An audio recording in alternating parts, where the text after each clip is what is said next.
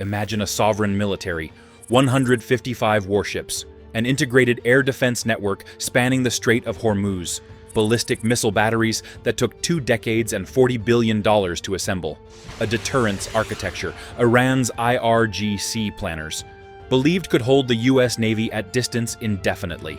Now imagine all of it. Neutralized, not across 6 months of coalition airstrikes, not through a decade of sanctions and slow attrition, in 12 days, by a single carrier strike group. Now imagine the reason it collapsed wasn't the F-35C, wasn't the JASSM, wasn't even the B-2 Spirits flying from Diego Garcia. The reason it collapsed is that the United States deployed a weapon Iran's war planners had no algorithm for, a $700 drone that costs less than 1% of the interceptor required to kill it, in numbers so large that the IRGC's missile inventory ran the attrition math and lost before the first kinetic wave cleared the horizon. Not in theory, not on paper, in operational reality across the northern Arabian Sea in early 2026. This is Operation Epic Fury, and the cost calculus it rewrote is why adversaries from Tehran to Pyongyang are running new math right now. Let me show you why a 97,000-ton nuclear-powered airfield solved the access denial problem, and what the Lincoln's exchange ratios mean for every peer conflict on the planet. There's a number buried in the Lincoln Strike Group's operational data from April 2026 that Iranian war planners are still trying to reconcile. We'll get to it. But first, you need to understand why the carrier was architecturally designed to produce exactly that number before it means anything. The USS Abraham Lincoln, CVN-72, is 1,092 feet of nuclear-powered sovereign territory, displacing 97,000 tons and carrying 5,680 personnel. 2 A4W nuclear reactors, enough power to launch a fully loaded Super Hornet every few minutes, in total darkness, without a single request to a host nation. But the tonnage is the distraction.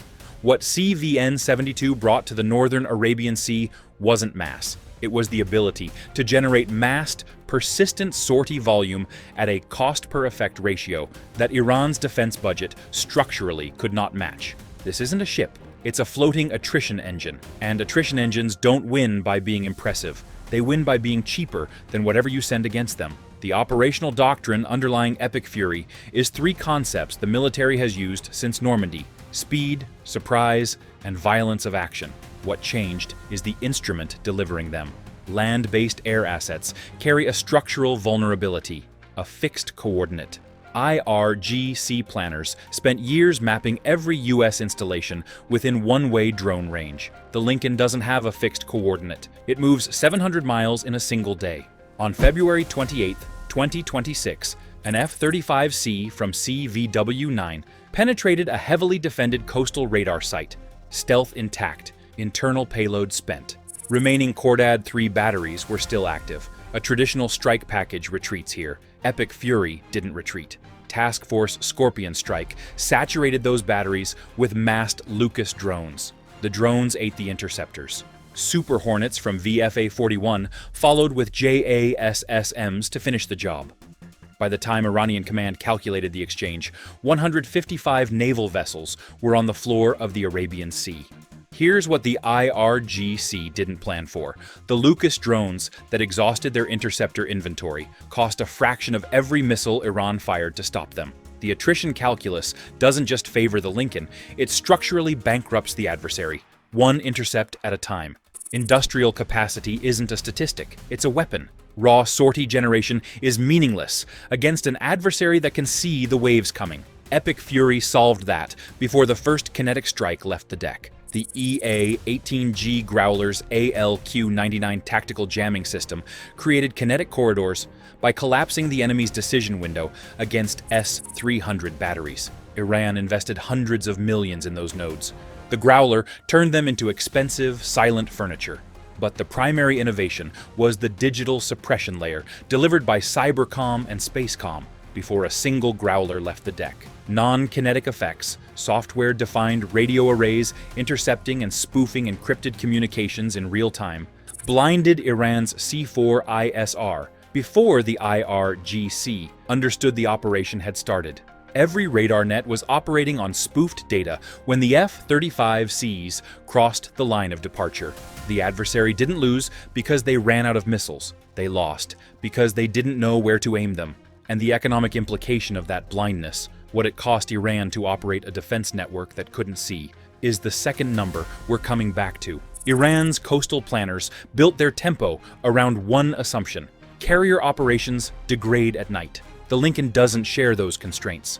The AN/S PN-46 automatic carrier landing system enables precision recoveries under strict emissions control in pitch-black conditions. When that sortie tempo continues through the night, when Iranian defenses expected the operational pause, the tracking problem for IRGC anti-air commanders becomes computationally unsolvable. JASSMs and LRASMs carry imaging infrared seekers, combined with GPS-denied navigation, making them immune to Iranian jamming. Electronic suppression that degrades GPS guidance is irrelevant against a seeker that doesn't need GPS to find its aim point. This isn't just a ship, it's a precision instrument of attrition that generates its highest sortie rates exactly when adversaries assume it's standing down. Here is the number Iranian war planners are still reconciling. Lucas drones deployed by Task Force Scorpion Strike cost a fraction of a Tomahawk. CENTCOM absorbed hundreds of drone losses mapping Iranian radar positions, because the math required Iran to expend far more valuable interceptors than the drones they were killing, mass-produced on rapid procurement cycles. These systems sustained a conflict that struck 13,000 targets across 12 days. Run that math forward. If a Lucas drone costs a fraction of an SM-6, the United States procures 10 times the volume. In a sustained blockade scenario, the Lincoln doesn't run out of targeting capacity. Iran runs out of interceptors first. Every missile fired against a $700 drone is a capacity expenditure they cannot recover faster than U.S. production lines can replace it. Iran cannot afford to lose $500 million in daily trade revenue while the Lincoln holds the blockade. They cannot exhaust the Lincoln's drone magazine before their interceptor stockpile depletes. And they cannot reopen the strait by threatening land-based assets that are no longer the center of gravity. Peer adversaries watched Operation Epic Fury and ran new calculations. Because what this demonstrated isn't a one-time tactical advantage. It demonstrated a production economics model where the United States sustains a campaign that does not go bankrupt, while the adversary's attrition math collapses under the volume. Affordability isn't a budget line. It's a force multiplier that ensures the Lincoln always has more targets than the adversary has missiles. The operational reality crystallized on April 19, 2026, when the USS Spruance disabled the cargo vessel Tuska, underscoring the defining challenge of maritime interdiction. Persistent, localized force application that no land-based asset can sustain continuously across a multi-week blockade. CVN 72, the USS Gerald R. Ford, and destroyers, including the USS Bulkley, cleared mines and intercepted 29 vessels across the operation.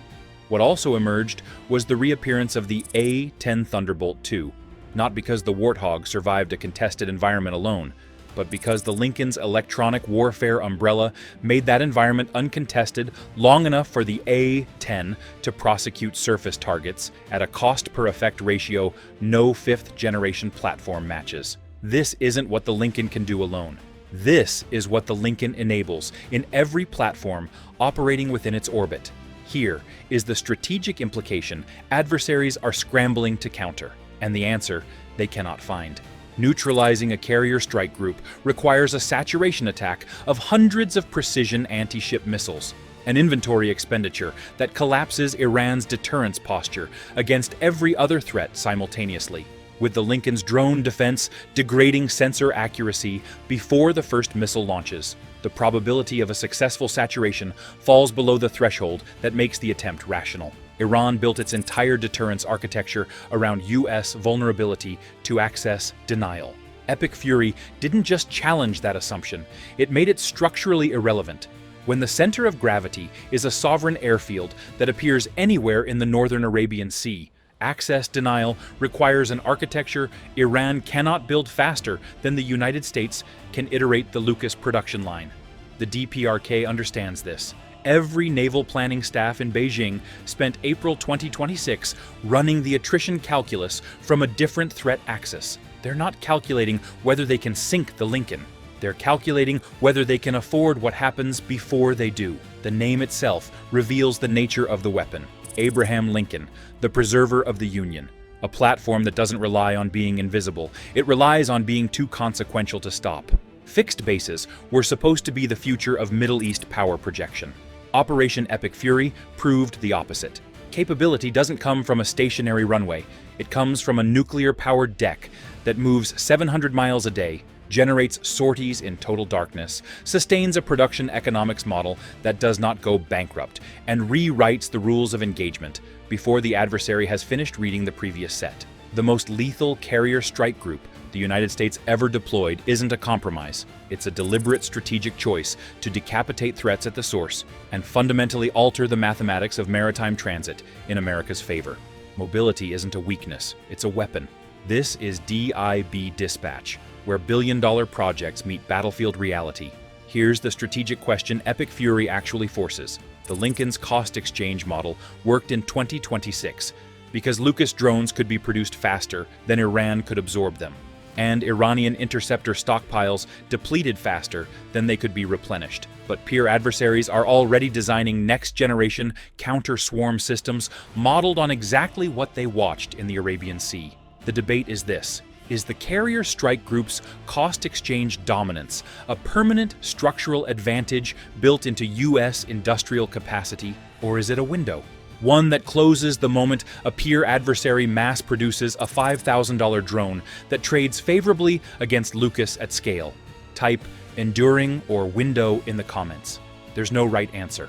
But the math behind your answer is exactly what defense planners in 3 capitals are fighting over right now. This is DIB Dispatch.